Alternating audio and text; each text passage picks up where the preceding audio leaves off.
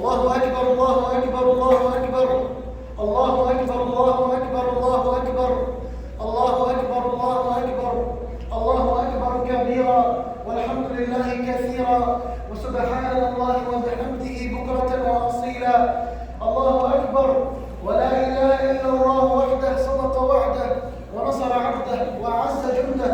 Wa hazama al-ahzab wahdah. We praise Allah subhanahu wa ta'ala that He allowed us to live and see another great day, the day of Eid al-Adha, the greatest day, one of the greatest days of the year, the day where we all sit here, brothers and sisters, believers, Muslims, all over in every single corner of this earth, as far north as Siberia, as far south as South Africa, as far east as Japan, as far west as California or Hawaii. Everyone, every Muslim in every land is saying Allahu Akbar, Allahu Akbar, commemorating the great sacrifices of our beloved Prophet and Messenger Ibrahim alayhi salam. The Messenger Ibrahim alayhi salam, the man who was remembered, the man who began what we call the three Abrahamic faiths, who left a legacy, Judaism, Christianity, they all came from his lineage, and also Islam, all from the lineage of Ibrahim alayhi salam. Who is this man? Who is this messenger? Who is this prophet? And why was he elevated to this level and this degree, inshallah? Let us live for a few minutes, inshallah, brothers and sisters, on this blessed day of Eid al-Adha to remember why it is that we remember Ibrahim alayhi salam. Ibrahim was none like any other prophet or messenger. He was tested from when he was a child. He was tested as a child when he was born into a society, into a civilization, into a people that worshipped idols, where nothing to him made sense. People would sacrifice, people would worship and devote their lives to these idols that didn't help them, that didn't harm them, it didn't do anything to them. So he started with a challenge with his society. Ibrahim alayhi salam was tested by his own father. So he was tested as a son. He was tested as a son when his father wanted to kill him for destroying the idols and not believing in the idols that his tribe worshipped.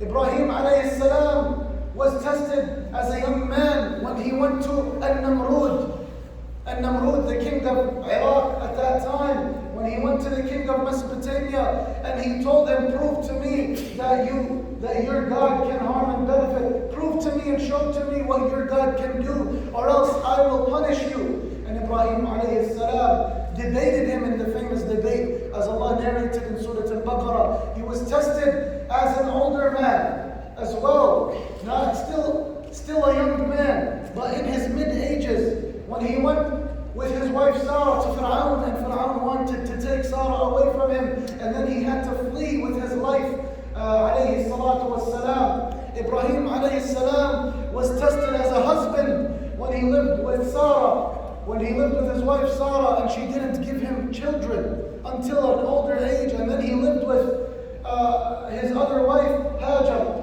And then he had to move as a husband, all the way to a barren land, the land of Mecca, where no one inhabited, and then fulfill Allah's command to leave his wife and to leave his newly born child, his only child in this world, to leave them in this barren land to fulfill the command of Allah subhanahu wa ta'ala. He was then tested as a father as well, when Allah commanded him in this command to slaughter his son. On these days, Yawm al-Nahr is the day to commemorate the big sacrifice, the huge sacrifice of Ibrahim alayhi salam. When Ibrahim alayhi salam was asked anything by Allah, was commanded anything by Allah, he did not wait, he did not hesitate, he fulfilled the command of Allah. When Allah told him go, he went.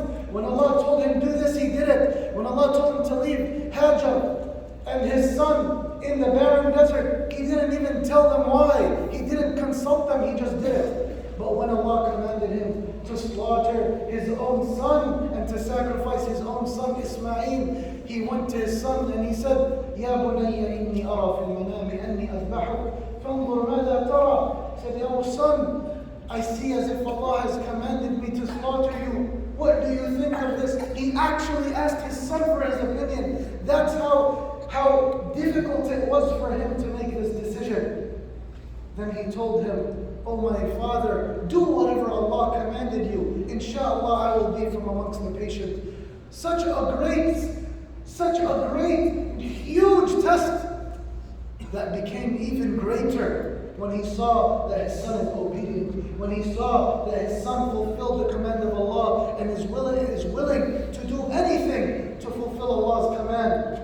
And then Allah subhanahu wa ta'ala, and the famous story happened when Allah prevented him, when he came to slaughter his son, Allah prevented him from doing so. It did not happen. And Allah subhanahu wa ta'ala then told him, you have came with the greatest sacrifice, O Ibrahim. And because of this, you will become an ummah to the people. And Ibrahim alayhi salam is indeed an ummah.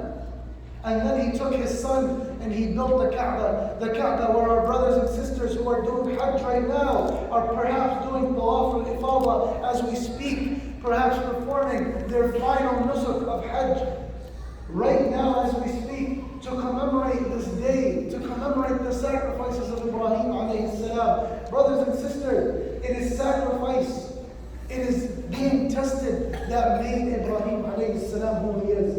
It is his dedication and devotion to Allah's command. It is his confidence that Allah will repay him. When he stood, he built the Kaaba with his son Ismail. Allah subhanahu wa ta'ala told him, وَأَذِّن فِي النَّاسِ بِالْحَجِّ يَأْتُوكَ رِجَالًا. If you make adhan, everyone will come to you. He said, Ya Allah, it is a barren desert. There is no one here. Who will I make adhan to? Who can I possibly call, Ya Allah? Then Allah subhanahu wa ta'ala told him, أَذِّن وَعَلَيْنَا الْبَلَاغِ. Don't worry, do your part, O Ibrahim. Just make the adhan, and Allah will convey it for you. I will convey it for you. That's what Allah told him. And indeed, until today, thousands of years later, and billions upon billions of people who went to perform Hajj, who went to do the nusuk, and follow the footsteps of Ibrahim alayhi salam, all because Allah conveyed the message for him. Brothers and sisters, let us not look at the tests that we go through in this world as something trivial. These tests, it might seem like you're alone. You might feel like they're difficult and like they're heavy on your shoulders. Brothers and sisters, we're surrounded by all types of tests, but know that whatever sacrifice you go through, whatever test you succeed in passing through, whatever commitment and command of Allah that you stay steadfast on, then Allah will let your progeny live the effects of that the same way we see the progeny of Ibrahim alayhi salam today. Allah subhanahu wa ta'ala blessed them.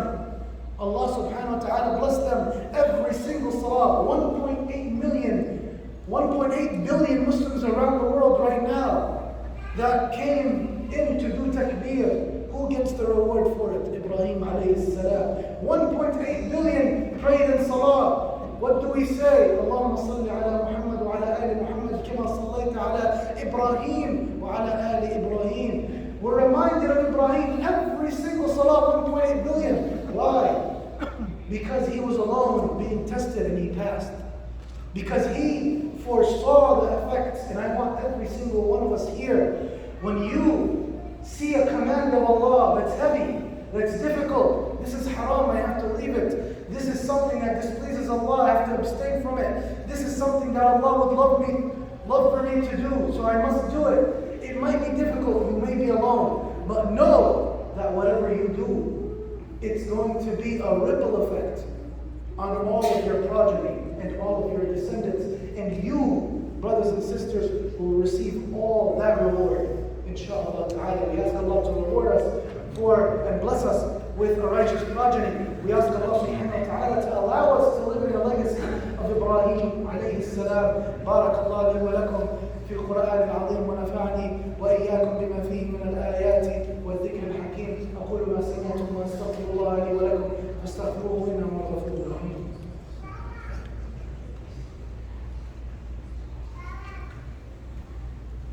الحمد لله وكفى والصلاة والسلام على عباده الذين اصطفى لا سيما عبده المصطفى وآله الطيبين الطاهرين الأسياد الشرفاء.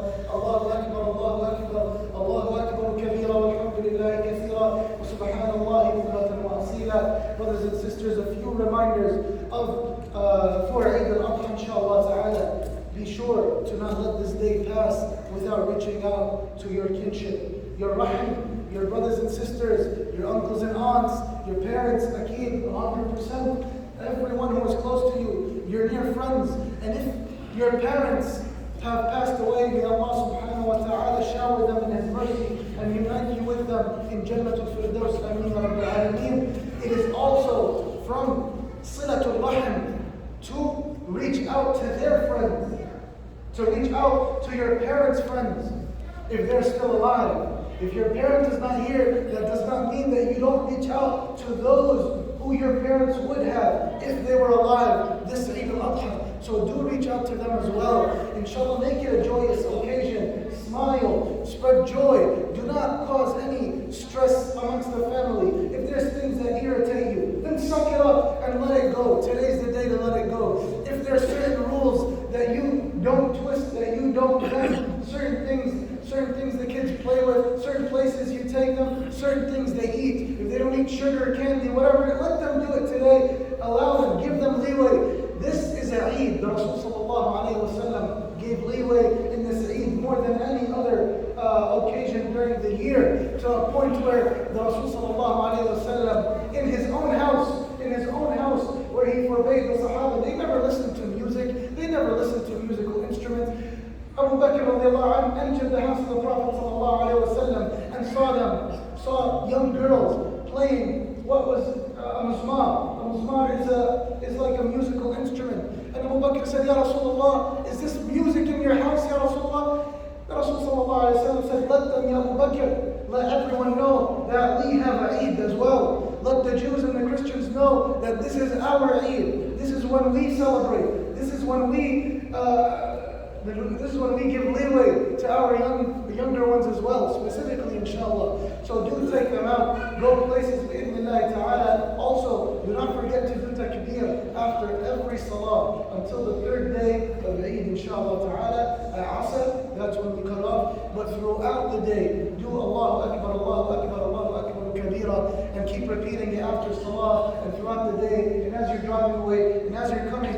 These are the days to glorify Allah. These are the days to shake this earth with the takbir that Allah is the greatest. We ask Allah subhanahu wa ta'ala to bless us with it through the Quran. We ask Allah subhanahu wa ta'ala to make this a joyous occasion for all Muslims around the world. We ask Allah subhanahu wa ta'ala to uplift the oppression and the transgression from all Muslimin. We ask Allah subhanahu wa ta'ala on this blessed day of Eid al-Adha to end the occupation of the lands of Muslimin. We ask Allah subhanahu wa ta'ala on this blessed day of Eid al-Adha, when you answer the dua, Ya Allah, to uplift the oppression of our brothers and sisters in China, and in Burma, and in Kashmir, and in Yemen, and in Syria, and in Iraq, and in Palestine. We ask Allah subhanahu wa ta'ala to uplift the chaos and the turmoil from our brothers and sisters in Sudan, and in Libya, and all over the world. We ask Allah to protect our children, our progeny from trials and tribulations. We ask Allah to keep them steadfast upon the path of Islam. We ask Allah subhanahu wa ta'ala to guide us to the halal and to guide us away from the haram. Barakallah li wa lakum. Barakallah li wa lakum fi Eidikum. Kull aam wa antum bi khayr. Wa Eidikum mubarak. Wa taqabbal Allah minna wa minkum salih al-a'mal. Wassalamu alaykum wa rahmatullahi wa barakatuh.